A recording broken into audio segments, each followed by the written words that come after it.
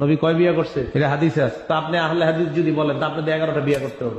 এই জন্য আহলুস সুন্নাহ যদি বলেন তা আপনি বিয়ে 11টা করা লাগবে না। আহলুল হাদিস ভাইয়েরা রাগ করবেন না, যদি আহলুল হাদিস বলেন তা আপনি সব হাদিসের উপর আমল করতে হবে। তো এই যে 11 বিবি বিয়ে করছে নবীজি, নাকি আমরা কেন বলি যে আপনি অসুস্থ মুফতি, কানা মুফতি?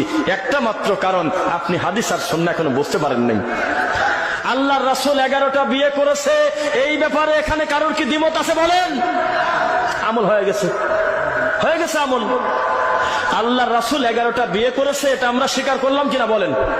হয়ে গেছে, আমল শেষ, আর কোন আমল নাই। সেই রাসূলকে দিয়ে আল্লাহ তো কোরআনে বলাচ্ছেনই, বিয়ের আলোচনা শুরু হচ্ছে মাসনা 2 ওয়া সুলাসা 3 ওয়া রুবা 4। ইনসাফ করতে না পারলে কয়টা? কানা মুফতি বলতেছে 11টা করেন, মানে কত বড় খারাপ আপনি চিন্তা করেন। এটা তার জন্য খাস এমন একটা জিনিস টেনে নিয়ে এসে তিনি বলতেছে তোমরাও 11টা বিয়ে করো। সত্যি করে বলেন তো, এইভাবে আল্লাহর রাসূলের হাদিসকে নিয়ে ব্যঙ্গ করা ঈমান অর্ধেক যায় না পুরাটা যায়?